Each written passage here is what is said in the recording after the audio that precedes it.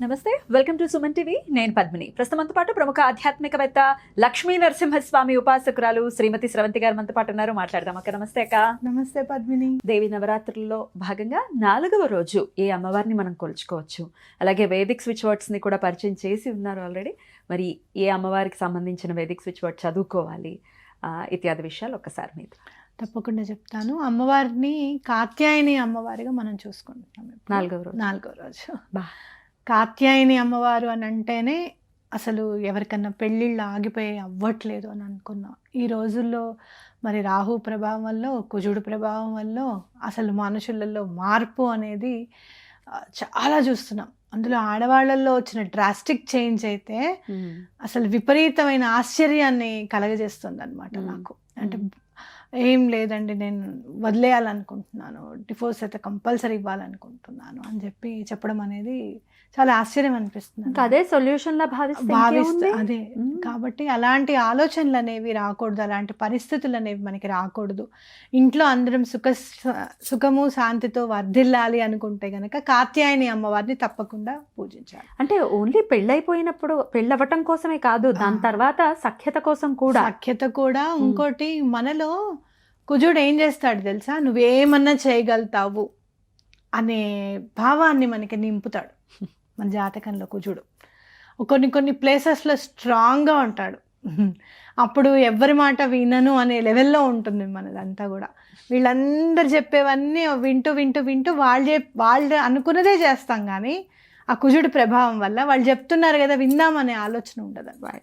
Positive trades ఏంటి కుజుడు అంటే ఏంటంటే చాలా యాక్టివ్గా ఉండడము, అలసట అనేది లేకుండా ఉండడము, స్పాంటేనియస్గా ఆలోచించడము, సొల్యూషన్స్ డిఫరెంట్గా తీసుకురావడము, ఇట్లాంటివన్నీ పాజిటివ్ ట్రేట్స్. నెగిటివ్ ఏంటంటే ఊరికే కోపం వచ్చేసేయడము, ఇలాంటివన్నీ నెగిటివ్ అనమాట. ప్రపంచంలో ప్రతి ఒక్కడికి నెగిటివ్ ఎఫెక్ట్ మాత్రం ఉంటుంది కుజుడిదని ఖచ్చితంగా చెప్పుకోవచ్చు. ఇవాళ రేపు బాగా ఎక్కువైపోయింది డల్నెస్ అనేది అనమాట. మనం ఎవరైనా మాట్లాడకపోతే బతిమాలుకుంటాం కదా, మాట్లాడని. ఇప్పుడు లేదు, నువ్వు ఎన్ని రోజులు మాట్లాడకుండా ఉంటావు కదా, ఏం పర్వాలేదు, నేను ఇంకా ఇట్లా ప్రశాంతంగా ఉన్నాను అనే లెవెల్ కూడా ఉంటుంది. దానికి మేజర్ రోల్ ని ప్లే చేస్తుంది దిక్కుమాల ఫోన్ అని అనుకోవచ్చు. ఎందుకంటే ఇప్పుడు దాంతో ఉన్న అది పెద్ద స్నేహితురాలో లేకపోతే స్నేహితుడు అయిపోయింది కదా, ఎవడు అవసరం లేదు మనకి. రాహు ఇంపాక్ట్ కూడా ఉంటుంది కదా. కుజుడు బాగా ఇంపాక్ట్ చూపించాడు అనుకో, ఆ మనిషి మీద రాహు కూడా అంతే లెవెల్లో ఇంపాక్ట్ చూపిస్తాడు అనమాట. సో మాలిఫిక్ ఎఫెక్ట్స్ అన్ని కలిపితే జీవితం అంతా ఛిద్రమైపోతుంది అన్నట్టానికి ఇది ఒక ఉదాహరణగా చూపించవచ్చు. ఇవన్నీ పోతాయి కాత్యాయని దేవి చేసుకోవచ్చు. ఇంకొకటి కుజుడు వల్ల ఇంకో ప్రాబ్లం ఏంటో చెప్పనా, యాక్సిడెంట్స్. అనుకోకుండా ఇప్పుడు దాకా కూర్చున్న వాళ్ళం బయటికి వెళ్దాం అనిపిస్తుంది. కూరలు తెద్దామని అనుకున్నాం కానీ ఇంత నైట్ ఎందుకులే రేపు పొద్దున్న తెచ్చుకుందామని అనుకోలేదండి. జస్ట్ కూరలకి వెళ్ళి ఇంత పెద్దగా తగిలి యాక్సిడెంట్ అయిందని చెప్పేవాళ్ళు బోల్డ్ మంది ఉన్నారు. కాబట్టి ఇలాంటివన్నీ నెగిటివ్ ఎఫెక్ట్స్ మన ఇంట్లో ఉండకూడదు. మనం చక్కగా సుఖంగా ఉండాలి, అందరూ మనతో మంచిగా ఉండాలి, మనం కూడా అందరితోనూ మంచిగా ఉండాలి. అందులో రాస్తారు చూడు, అందరూ బాగుండాలి అందులో నేను ఉండాలి అని అనుకుంటే కాత్యాయని అమ్మవారిని తప్పకుండా పూజించండి. ఆ ఎఫెక్ట్ అంటే కూడా చాలా బాగా పాజిటివ్గా మారడానికి అవకాశం ఉంటుంది అనమాట. ఎర్రటి పూలతో పూజించండి అమ్మవారిని తప్పకుండా. అట్లాగే ఎరుపు వర్ణంతో ఉన్నవి ఏం చెప్పాలి, మరి ఎలా పెట్టాలి నైవేద్యాలు అని అంటే గనక కొంచెం మిరియాల అన్నము, అంటే కాస్త ఘాట్ అనేది అనమాట. అల్లము మిరియాలు వేసిన కట్ పొంగలి అలాంటివి పెట్టాలన్నమాట అమ్మవారికి. లేదు అంటే గనక పులిహార కూడా చాలా ఇష్టం అమ్మవారికి. అలా చేసుకుంటే గనక అమ్మవారిని చాలా తొందరగా ప్రసన్నం చేసుకోవచ్చు కాత్యాయని అమ్మవారిని. 9 వారాలు వ్రతం చేసుకుని ఆ 9 వారాల్లో పెళ్ళిళ్ళైన వాళ్ళు కూడా ఉన్నారు అనమాట. సో మ్యారేజెస్ అవ్వకపోవడానికి కారణం కూడా కుజుడు ప్రభావం కూడా కనిపిస్తుంది మనకి. కాబట్టి కాత్యాయని అమ్మవారి వ్రతం చేసుకుంటే చాలా మంచిది. ఈ ఒక్కరోజు పూజ చేసుకున్నా కూడా మీరు వ్రతం చేసుకుంటే ఎంత ఫలితం ఉంటుందో నవరాత్రుల్లో అమ్మవారిని పూజిస్తే కూడా అంతే ఫలితం ఉంటుంది అనమాట. రైట్. వ్రతం అయితే 7 వారాలు ఇలా చెప్తూ ఉంటారు, నవరాత్రిలో చేసేసుకోవచ్చు. అద్భుతంగా. రైట్ అక్క. అయితే ఈ దేవి నవరాత్రిలో లలితా సహస్రనామాన్ని ఖచ్చితంగా చదువుకోవాలి అని చెప్తున్నారు. చదువుకోలేని వాళ్ళ కోసం ద్వాత్రింశ నామాలు చదువుకోండి అని ఆల్రెడీ చెప్పారు, కాబట్టి ఈ వీడియోలో కూడా ఒకసారి అవి చదివి వినిపిస్తారా? తప్పకుండా పద్మిని.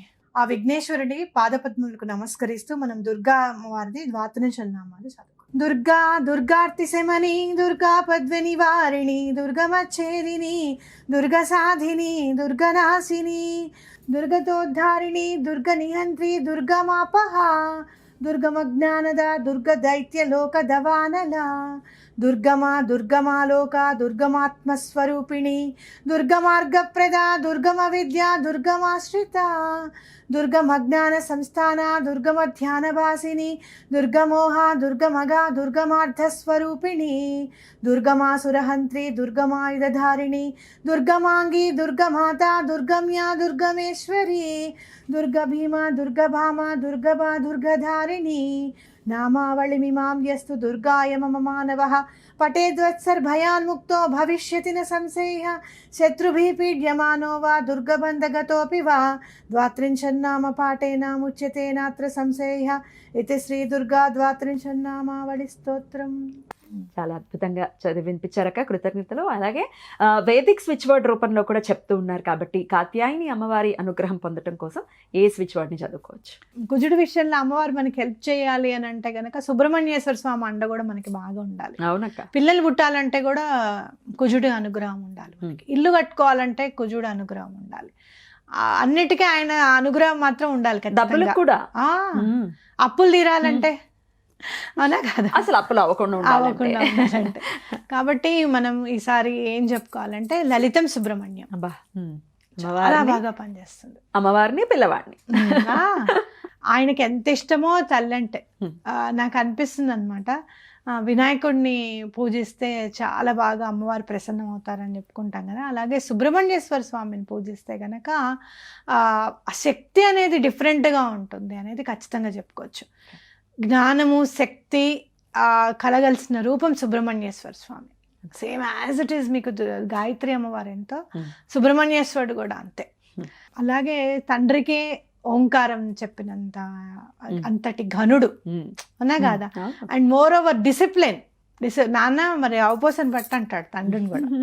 అవును, నీకు చెప్పాలంటే ఉత్తిగా చెప్పేస్తాను, నువ్వు అవపోసని బట్టి అంటాడు. అంటే ఏంటంటే ఎవరైనా సరే రూల్స్గా ఉండాలి, రెగ్యులేషన్స్ అన్ని ఫాలో అవ్వాలి మనకి అనుకుంటే కనుక. మీరు సనాతన ధర్మంలో ఏం చెప్పారో మీకు అది చెయ్యాలనిపిస్తుంది, కానీ నాకు చాలా ఈజీగా నేర్చుకోవాలనిపిస్తుంది అంటే ఆ జ్ఞానాన్ని ఇచ్చేది సుబ్రహ్మణ్యేశ్వర స్వామి. కాబట్టి లలితం సుబ్రహ్మణ్యం చదువుకోండి, తొందరగా మీకున్న ప్రాబ్లమ్స్ అన్నీ కూడా సాల్వ్ అయిపోతాయి. అలా సాల్వ్ అయిపోవాలి. మన వాళ్ళందరూ కూడా చాలా సంతోషవంతమైనటువంటి జీవితాలని పొందాలని ఈ సందర్భంగా మనస్ఫూర్తిగా కోరుకుంటూ ఇక 5వ రోజు ఈ అమ్మవారిని పూజించుకోవచ్చు ఇత్యాది విషయాలు నెక్స్ట్ వీడియోలో మాట్లాడుకుందాం. Thank you so very much అక్క. నమస్తే. నమస్తే.